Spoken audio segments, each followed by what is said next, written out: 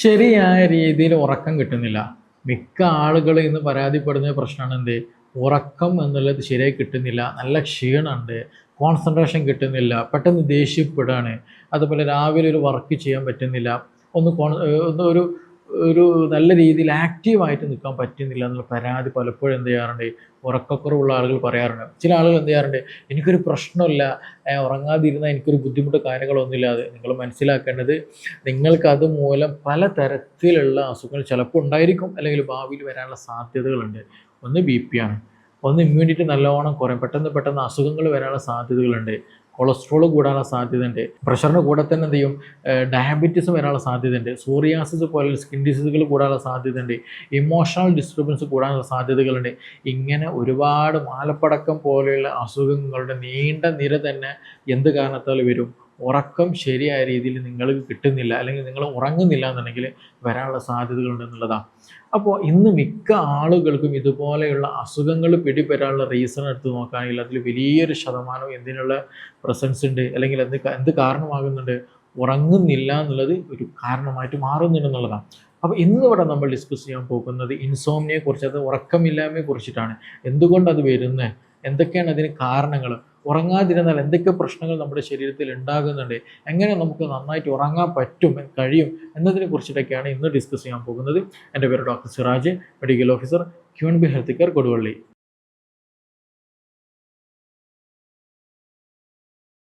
നമ്മൾ ശരിക്കും ഉറക്കം കിട്ടില്ല എന്നുണ്ടെങ്കിൽ രാവിലെ എഴുന്നേൽക്കുന്ന സമയത്ത് വളരെയധികം ഡിസ്റ്റർബ്ഡ് ആയിരിക്കും. ഒരു എനർജി ഒന്നും ഇല്ലാതെ ഒരു ക്ഷീണിച്ചിട്ട് നമ്മൾ എഴുന്നേൽക്കും.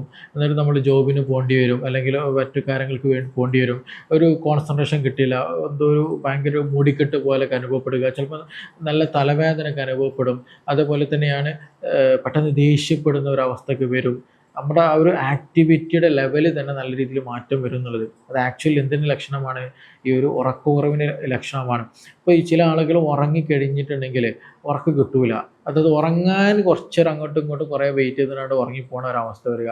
ഇനി ചില ആളുകൾ ഉറങ്ങും, പക്ഷെ ഒരു 1-2 മണിക്കൂർ കഴിഞ്ഞാൽ എന്ത് ചെയ്യും? പെട്ടെന്ന് ഞെട്ടി എണീക്കും, പിന്നെ അങ്ങോട്ടും ഉറക്കം കിട്ടില്ല, അങ്ങോട്ടും ഇങ്ങോട്ടും തിരിഞ്ഞു മറിഞ്ഞ് കിടക്കേണ്ട ഒരവസ്ഥ വരും എന്നുള്ളത്. അപ്പോൾ ഇങ്ങനെ പല തരത്തിൽ എന്ത് ചെയ്യാറുണ്ട്? ഉറക്കത്തെ നമ്മൾ നല്ല രീതിയിൽ ഡിസ്റ്റർബ്ഡ് ആയിട്ട് പോകാറുണ്ട് എന്നുള്ളതാണ്.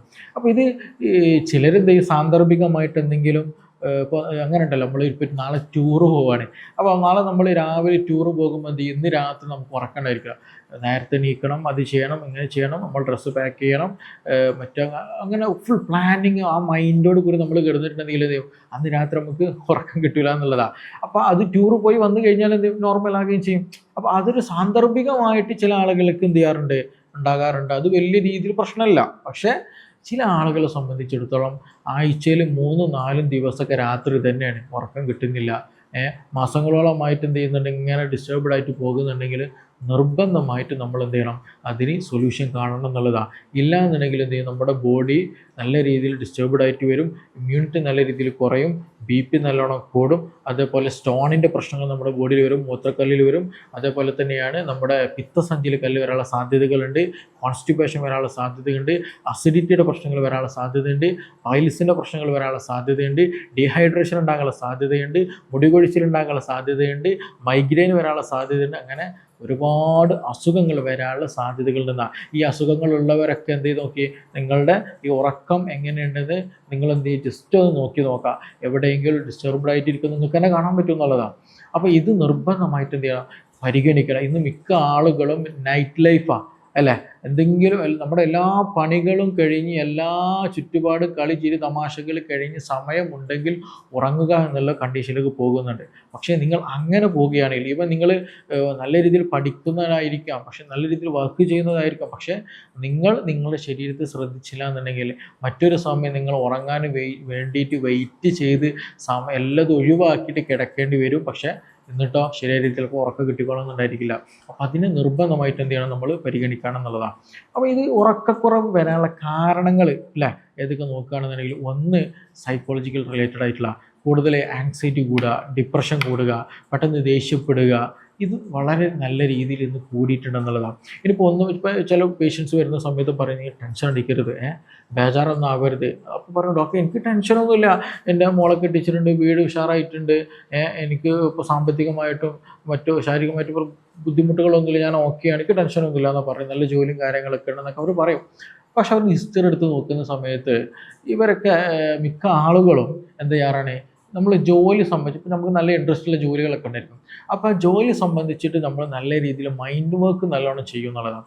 അപ്പോൾ ഭക്ഷണം കഴിക്കുന്ന സമയത്തോ ചിന്തയായിരിക്കും, നമ്മൾ വീട്ടിൽ പോയാലും ചിന്തയായിരിക്കും, അതുപോലെ ഓഫീസിൽ നിൽക്കുന്ന നേരത്തെ ചിന്ത അതായിരിക്കും, ഫുൾ യാത്രയിൽ അത് ചിന്തയായിരിക്കും. അപ്പോൾ ഫുൾ ടൈം നമ്മൾ അതിൽ മൈൻഡ് കൊടുക്കുന്ന സമയത്ത് രാത്രി നമുക്ക് ചിലപ്പോൾ എന്ത് ചെയ്യാൻ പറ്റില്ല, ഉറക്കം കിട്ടിയില്ല എന്നുള്ളതാണ്. അപ്പോൾ ഓവർലോഡ് നമ്മുടെ മൈൻഡിൽ കൊടുത്തു കഴിഞ്ഞാൽ അത് നമ്മുടെ ബോഡിക്ക് ഒരു തരം സ്ട്രെസ് ഉണ്ടാക്കുന്നുണ്ട്. അപ്പോൾ അത് നിർബന്ധമായിട്ട് നമ്മൾ ശ്രദ്ധിക്കുക എന്നുള്ളതാണ്. അപ്പോൾ അങ്ങനെ ഓവർ ടൈം വർക്ക് ചെയ്യുന്ന ആളുകൾ, ഓവർ തോട്ട്സ് ഉള്ള ആളുകൾ, ഡിപ്രഷനുള്ള ആളുകൾ, ആങ്സൈറ്റി ഉള്ള ആളുകൾ നിർബന്ധമായിട്ട് ശ്രദ്ധിക്കുക. നിങ്ങൾക്ക് ഉറക്കക്കുറവ് അത് കാരണമായിട്ടുണ്ടാകാൻ വളരെയധികം സാധ്യതകളുണ്ട് എന്നുള്ളതാണ്. ഇനി അതേപോലെ തന്നെ ചില മെഡിക്കൽ കണ്ടീഷന് കാരണമായിട്ട് എന്ത് ചെയ്യാറുണ്ട്, ഉറക്കക്കുറവ് വരാറുണ്ട്. ഇപ്പോൾ സിമ്പിളായിട്ട് പറഞ്ഞാൽ ചില ആളുകൾക്ക് ചില വേദനകളുണ്ട്, രാത്രി ഉറങ്ങുന്ന സമയത്ത് മസിലുകൾ കോച്ചി പിടിക്കും, അല്ലെങ്കിൽ നല്ല ബാക്ക് പെയിൻ ഒക്കെ വരിക, അങ്ങനെ എന്തെങ്കിലും ബുദ്ധിമുട്ട് കാരണമായിട്ട് എന്തെങ്കിലും ഉറക്കം നല്ല രീതിയിൽ ഡിസ്റ്റർബ്ഡ് ആകുന്ന ആളുകളുണ്ട്. അതുപോലെ തന്നെയാണ് ചിലപ്പോൾ പുളിച്ചതൊക്കെ ഇട്ട് ഗ്യാസ് സംബന്ധമായ പ്രയാസങ്ങൾ വരിക, പുളിച്ചതൊക്കെ ഇട്ട് അങ്ങനെ എമ്പൊക്കെ ഇട്ട് പുളിച്ചതൊക്കെ ഇട്ട് വരും. അപ്പോൾ നെഞ്ചരിച്ചിലൊക്കെ നല്ല രീതിയിൽ വന്നു കഴിഞ്ഞാൽ എന്ത് ചെയ്യും, നമ്മൾ ഉറക്കം ആകെ ഡിസ്റ്റർബ്ഡ് ആയിട്ട് പോകും.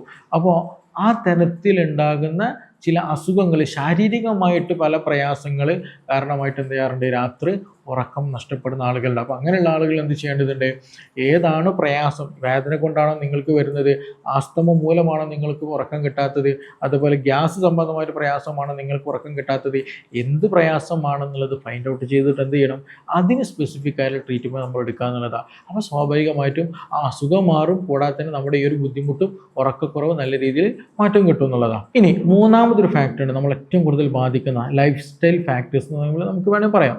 അതിൽ പെടുത്താണ് നമ്മൾ ചായ കുടിക്കുക അല്ലെങ്കിൽ കോഫി കുടിക്കുക എന്ന് പറയുന്നത്.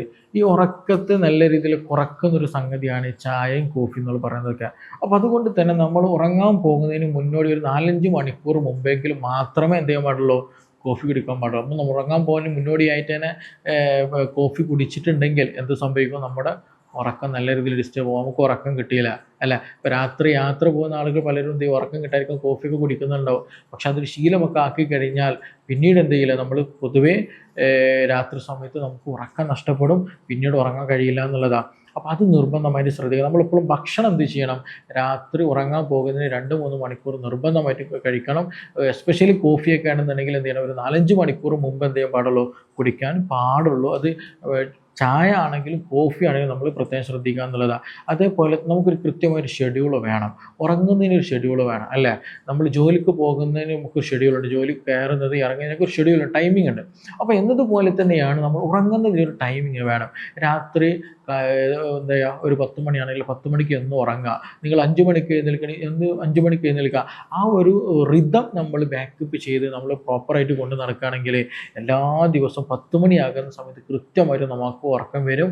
മാത്രമല്ല ഒരു 5 മണിക്ക് നിങ്ങൾ എഴുന്നേൽക്കുന്നതെങ്കിൽ 5 മണിക്കാണ് നിങ്ങൾ എഴുന്നേൽക്കുന്നതെങ്കിൽ 5 മണിക്ക് നിങ്ങൾ കൃത്യമായിട്ട് എഴുന്നേൽക്കുകയും ചെയ്യും. അതേപോലെ തന്നെയാണ് എക്സസീവായിട്ട് നമ്മൾ സ്ക്രീൻ ടൈം ഉണ്ടായിരിക്കുക എന്നുള്ളത്. അതായത് നമ്മൾ വീട്ടിൽ റൂമിൽ കിടക്കാൻ പോകുന്ന സമയത്ത് ഫുള്ള് ഒക്കെ റെഡി ആയിട്ട് കിടക്കുക, പക്ഷേ ഫോണിൽ ഇങ്ങനെ നോക്കുന്നുള്ളത് അതൊരിക്കലും പാടില്ലാത്തതാണ്. കാരണം നമുക്ക് ഉറങ്ങാനായിട്ട് ഒരു ടെൻഡൻസി വരുന്ന അല്ലെങ്കിൽ ഉറങ്ങാൻ സഹായിക്കുന്ന മെലാറ്റോണിൻ എന്ന് പറയുന്നൊരു ഹോർമോൺ ഉണ്ട്. ഈ ഹോർമോൺ പ്രൊഡ്യൂസ് ചെയ്യണമെന്നുണ്ടെങ്കിൽ വളരെ ഇമ്പോർട്ടൻ്റ് ആണ്. അത് നമ്മൾ ശ്രദ്ധിക്കേണ്ട വളരെ ഇമ്പോർട്ടൻ്റ് ശ്രദ്ധിക്കേണ്ട ഒരു കാര്യമാണ്. ബ്ലൂ ലൈറ്റ് വന്നു കഴിഞ്ഞാൽ മെലാറ്റോണിൻ എന്ത് ചെയ്യില്ല, പ്രൊഡ്യൂസ് ചെയ്യില്ല എന്നുള്ള. ബ്ലൂ കളർ ലൈറ്റ് വന്നു കഴിഞ്ഞാൽ അപ്പോൾ നമ്മൾ സ്വാഭാവികമായിട്ട് ഇൻസ്റ്റയിലോ അല്ലെങ്കിൽ ഫേസ്ബുക്കിലോ യൂട്യൂബിലോ നമ്മൾ റീൽസുകളും വീഡിയോസും കണ്ടിരിക്കുന്ന സമയത്ത് നമ്മുടെ കണ്ണിനെ സംബന്ധിച്ചിടത്തോളം അല്ലെങ്കിൽ നമ്മുടെ ബ്രെയിനിനെ സംബന്ധിച്ചിടത്തോളം ഇത് ഒരു പകലാണ്, മെലാറ്റോണിൻ പ്രൊഡ്യൂസ് ചെയ്യാൻ ആയിട്ടില്ല, ഉറങ്ങാൻ ടൈം ആയിട്ടില്ല എന്നുള്ള സെൻസ് അല്ലെങ്കിൽ ആ ഒരു സിറ്റുവേഷനാണ് ബ്രെയിൻ എപ്പോഴും ഉണ്ടാകുക എന്നുള്ളത്. അപ്പോൾ നമ്മൾ ഉറങ്ങുന്നതിൻ്റെ 1-2 മണിക്കൂർ മുമ്പ് നിർബന്ധമായിട്ട് എന്ത് ചെയ്യണം, സ്ക്രീൻസുകളൊക്കെ ഓഫാക്കണം. അത് ഈ ഫോണെന്നല്ല ടി വി ആയാലും ലാപ്പായാലും ടാബാണെന്നുണ്ടെങ്കിലും എല്ലാതും ഓഫ് ചെയ്യണം. നമ്മുടെ റൂമിലുള്ള ലൈറ്റുകൾ നമ്മൾ പരമാവധി ഫുള്ള് ഓഫ് ചെയ്യുന്നത് വേണം. ഇവൻ ചിലപ്പോൾ നമ്മുടെ എ സി ഇട്ടാൽ കഴിഞ്ഞാൽ അതിന്മേൽ എന്ത് ചെയ്യും, ലൈറ്റ് ഉണ്ടാകും. എന്തെങ്കിലും നമ്മൾ ടോർച്ച് പോലെയുള്ള ഉപകരണങ്ങൾ നമ്മൾ കുത്തിവെക്കും, അതിന്മേൽ എന്ത് ചെയ്യും, ചിലപ്പോൾ ലൈറ്റ് ഉണ്ടായിരിക്കും. അതെല്ലതും ഓഫാക്കുന്ന കണ്ടീഷൻ വളരെ ഇമ്പോർട്ടൻ്റ് ആണ്.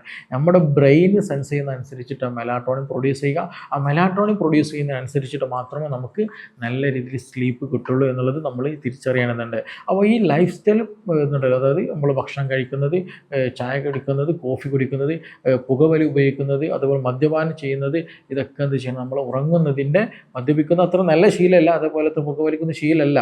പക്ഷേ ഇതെല്ലതും എന്ത് ചെയ്യണം, ഒഴിവാക്കുകയും വേണം. മാത്രമല്ല ഒരു 4-5 മണിക്കൂർ മുമ്പേ നമുക്ക് അത്രയും പ്രയാസമുള്ളവർ എന്ത് ചെയ്യാൻ പാടുള്ളൂ. അതേപോലെ തന്നെ ഭക്ഷണങ്ങളും ഈ 4-5 മണിക്കൂർ മുമ്പ് മാത്രമേ നമ്മൾ കഴിക്കാൻ പാടുള്ളൂ. അതിനുശേഷം പിന്നീട് എന്ത് ചെയ്യരുത്, ഹെവി ഫുഡുകൾ കാര്യങ്ങൾ കഴിക്കുകയും ചെയ്യരുത് എന്നുള്ളതാണ്. പിന്നെ അതേപോലെ തന്നെയാണ് ചില മെഡിസിൻസ് കഴിക്കുന്ന ആളുകളുണ്ടാവും, ചില സ്റ്റിറോയിഡ് മെഡിസിൻസ്, ചില ആൻറ്റി ഡിപ്രഷൻ മെഡിസിൻസ് കഴിക്കുന്ന ആളുകൾക്ക് ഈ പറഞ്ഞതുപോലെ രാത്രി മെഡിസിൻ എടുക്കുന്ന മൂലമായിട്ട് ബുദ്ധിമുട്ടുകൾ വരാറുണ്ട്. അതേപോലെ തന്നെ ചില ശബ്ദങ്ങൾ കൂടുതൽ കേട്ട് കഴിഞ്ഞാൽ, ചില നോയ്സുകൾ കേട്ട് കഴിഞ്ഞാൽ ചിലപ്പോൾ എന്ത് ചെയ്യില്ല, നമുക്ക് ശരിയായ രീതിയിൽ ഉറക്കം കിട്ടില്ല. അങ്ങനെ പല എൻവയോൺമെൻറ്റൽ ഫാക്ടേഴ്സ് കാരണമായിട്ട് എന്ത് ചെയ്യും, ഈ ഉറക്കത്തെ നമ്മൾ നല്ല രീതിയിൽ ബാധിക്കും, നമ്മുടെ ശരീരത്തെ ബാധിക്കും എന്നുള്ളത് തന്നെയാണ്. ഈ ഉറക്കം എന്നുള്ളത് ഞാൻ നേരത്തെ പറഞ്ഞു, മെലാറ്റോണിൻ്റെ പ്രൊഡക്ഷൻ എന്നുള്ളത്. അപ്പോൾ ഈ മെലാറ്റോണിൻ അല്ലാതെ തന്നെ നമ്മുടെ ഉറങ്ങുക എന്ന് പറഞ്ഞാൽ നമ്മുടെ ബ്രെയിൻ ആക്ടിവിറ്റി, നമ്മുടെ ബോഡി ആക്ടിവിറ്റി ഒക്കെ നല്ല കൂളിംഗ് ആവുക, അല്ലെങ്കിൽ എന്താ പറയുക, നല്ല രീതിയിൽ പല ആക്ഷൻ ആൻഡ് റിയാക്ഷൻസ് എന്ത് ചെയ്യുന്നുണ്ട്, ഡൗൺ ആകുന്നുണ്ട്, അല്ലെങ്കിൽ ഓഫായി പോക്കുന്ന ഒരു കണ്ടീഷനാണ്. നമ്മുടെ ബോഡി ഹീലിങ്ങിലാകുന്ന ഒരു അവസ്ഥയിലാണ്. അപ്പോൾ ആ ഒരു സമയത്ത് എക്സസ് ആയിട്ട് നമ്മുടെ ന്യൂറോ ട്രാൻസ്മിറ്റേഴ്സ് ചിലത് കൂടുതൽ പ്രൊഡ്യൂസ് ചെയ്യുക.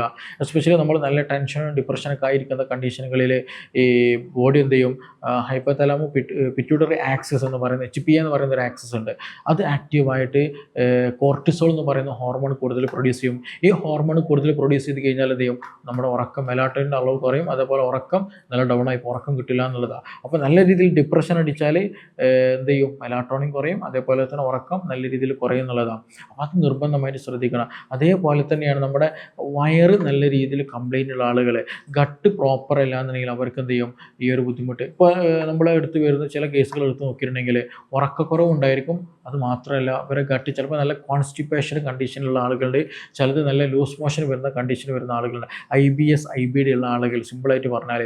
അപ്പോൾ ഇങ്ങനെ വരാനൊരു റീസൺ എടുത്ത് നോക്കുകയാണെന്നുണ്ടെങ്കിൽ മിക്കതും, അതായത് ഈ ഒരു നല്ലൊരു ശതമാനം എമൗണ്ടും മെലാറ്റോണിൻ പ്രൊഡ്യൂസ് ചെയ്യുന്നത് എവിടുന്നാണ്, ബ്രെയിൻ പ്രൊഡ്യൂസ് ചെയ്യുന്നുണ്ട്. അത് മാത്രമല്ല നമ്മുടെ ഗട്ടിൽ എന്ത് ചെയ്യുന്നുണ്ട്, ഈ പറഞ്ഞ മെലാറ്റോണിൻ പ്രൊഡ്യൂസ് ചെയ്യുന്നുണ്ട് എന്നുള്ളതാണ്.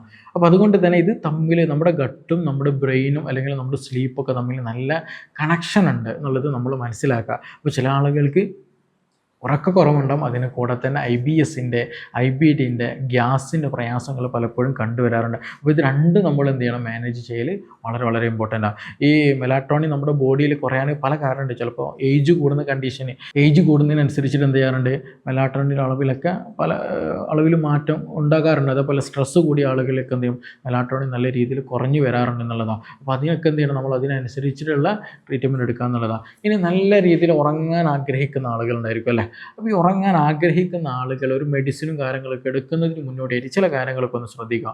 ഒന്ന്, നമ്മൾ ഒരു റുട്ടീൻ ഉണ്ടാക്കണം. എന്നും ഞാൻ രാത്രി ഒരു 10 മണിയാകുന്ന സമയത്ത് ബെഡിലെത്തും, കിടക്കും എന്നുള്ള, ഉറങ്ങാൻ വേണ്ടി കിടക്കും എന്നുള്ള റുട്ടീൻ. അതേപോലെ രാവിലെ ഒരു 6 മണിയാകുന്ന സമയത്ത് ഞാൻ എഴുന്നേൽക്കും, ഒരു 7 മണിയാകുന്ന ഉള്ളിലായിട്ട് നമ്മൾ നിർബന്ധമായിട്ട് ഞാൻ എഴുന്നേൽക്കും എന്നുള്ളൊരു റുട്ടീൻ നമ്മൾ കൃത്യമായിട്ട് ഉണ്ടാക്കുക എന്നുള്ളതാണ്. രണ്ടാമത്, നമ്മൾ എന്ത് ചെയ്യും, ഭക്ഷണം കഴിക്കൽ എന്ത് ചെയ്യുക, ഒരു ഡിന്നർ എന്ത് ചെയ്യുക, നിങ്ങൾ ഒരു 10 മണിക്കാണ് കിടക്കുന്നുണ്ടെങ്കിൽ ഒരു 7 മണി സമയത്ത് തന്നെ എന്ത് ചെയ്യുക, ഡിന്നർ കഴിക്കാൻ ശ്രദ്ധിക്കുക എന്നുള്ളതാണ്. നിങ്ങൾ ഒരു ടീ കുടിക്കുന്ന ശീലം ഉണ്ടെന്നുണ്ടെങ്കിൽ എന്ത് ചെയ്യുക, ഈവനിങ് ടീ ഒരു 5 മണിയുടെ സമയത്ത് എന്ത് ചെയ്യുക, നമ്മൾ ചായയും കോഫിയൊക്കെ കുടിക്കാൻ നമ്മൾ ശ്രദ്ധിക്കുക എന്നുള്ളതാണ്. അപ്പോൾ ഭക്ഷണം, വെള്ളം കൂടി നേരത്തെ ആക്കണം. അത് നമ്മൾ ഭക്ഷണം കഴിച്ചുകൊണ്ട് തന്നെ കിടക്കാനും പാടില്ല, അത് വളരെ ഇമ്പോർട്ടൻ്റ് ആണ്. കാരണം ചില ആളുകൾക്ക് എന്ത് ചെയ്യും, ഈ ഗ്യാസ്, നെഞ്ചരിച്ചിൽ, പൊളിച്ച് തകട്ടലൊക്കെ വന്നിട്ട് എന്ത് ചെയ്യും, നല്ല രീതിയിൽ ബുദ്ധിമുട്ട് വരും എന്നുള്ളതാണ്. അപ്പോൾ അങ്ങനെ വരുന്ന സമയത്ത് ശരിക്കും ഉറക്കം കിട്ടില്ല. അപ്പോൾ അത് നമ്മൾ എന്ത് ചെയ്യണം, നിർബന്ധമായിട്ടും നമ്മൾ പരിഗണിക്കേണ്ടതാണ്. അതേപോലെ തന്നെ നമ്മൾ എന്ത് ചെയ്യണം, ഉറങ്ങാൻ പോകുന്ന 1 മണിക്കൂർ മുമ്പ് നിർബന്ധമായിട്ടും നമ്മുടെ സ്ക്രീനുകളൊക്കെ ഓഫ് ചെയ്യണം. നമ്മൾ TV ആകട്ടെ, ടാബാകട്ടെ, ഫോണാകട്ടെ, എല്ലാ സ്ക്രീനും ലൈറ്റും എന്ത് ചെയ്യും, ഓഫാക്കാൻ ശ്രദ്ധിക്കുക.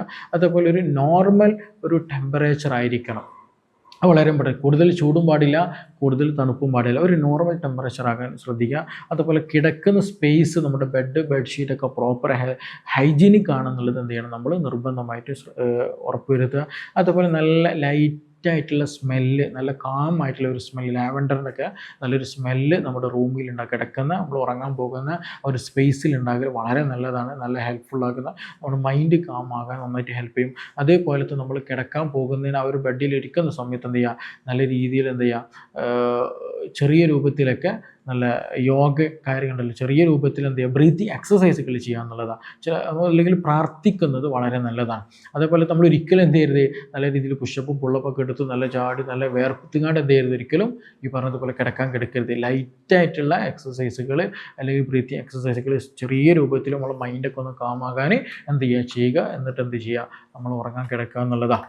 അപ്പോൾ ഈ ഒരു സമയത്ത് നമ്മളിങ്ങനെ ഒരു നല്ലൊരു റുട്ടീന് നമ്മൾ കൊണ്ടുവന്നാൽ കഴിഞ്ഞാൽ തന്നെ എന്ത് ചെയ്യാൻ പറ്റും, നമുക്ക് ഓക്കെ കൊണ്ടുവരാൻ പറ്റും. ചില ആളുകൾ എന്ത് ചെയ്യും, ഫോണ് ഒക്കെ അതൊക്കെ കറക്റ്റാക്കി ഞാൻ ഫുള്ള് പ്ലാൻ ചെയ്ത് കിടക്കും. ഒരു 5 മിനിറ്റ് കഴിഞ്ഞാൽ സമയം എത്ര ആയി ഉണ്ടാവുമോ, ഒരുപാടായോ, അല്ലെങ്കിൽ വാട്സപ്പിൽ മെസ്സേജ് വന്നോ, ഫോൺ എടുത്ത് നോക്കും. പിന്നെ അങ്ങനെ ഫോണുമ്പോൾ കൂടും എന്നുള്ളതാണ്. അപ്പോൾ അത് ഒരിക്കലും ഉണ്ടാകരുത്. നമുക്കൊരു കൃത്യമായിട്ടുള്ളൊരു റുട്ടീന് നമ്മൾ എന്ത് ചെയ്യുക, ഫോളോ ചെയ്യുക. അപ്പോൾ അത് ഫോളോ ചെയ്യുന്ന സമയത്ത് തന്നെ നമുക്ക് നല്ല രീതിയിൽ ഉറക്കം കിട്ടും എന്നുള്ളത് തന്നെയാണ്. അപ്പോൾ ഈ വിഷയത്തിൽ പല സംശയങ്ങളുണ്ടായിരിക്കും, പല ട്രീറ്റ്മെൻറ്റ് എടുത്ത ആളുകളുണ്ടായിരിക്കും, പല തരത്തിൽ ഉറക്ക ഗുളികകൾ കഴിച്ചിട്ട് ഉറങ്ങുന്ന ആളുകളൊക്കെ ഉണ്ടായിരിക്കും എന്നുള്ളതാണ്. അപ്പോൾ അങ്ങനെയുള്ള ആളുകൾ ആ ഒരു പ്രശ്നങ്ങൾ പരിഹരിക്കാൻ, നിങ്ങൾക്ക് നല്ല രീതിയിൽ ഉറക്കം കിട്ടാൻ, നിങ്ങളുടെ സംശയങ്ങൾ ദൂരീകരിക്കാനൊക്കെ താല്പര്യമുണ്ടെങ്കിൽ എന്ത് ചെയ്യുക, താഴെ തന്നിട്ടുള്ള നമ്പറിൽ ബന്ധപ്പെടാവുന്നതാണ്. നമുക്കിനി മറ്റൊരു വിഷയവുമായി ബന്ധപ്പെട്ടിട്ട് വീണ്ടും കാണാം. താങ്ക്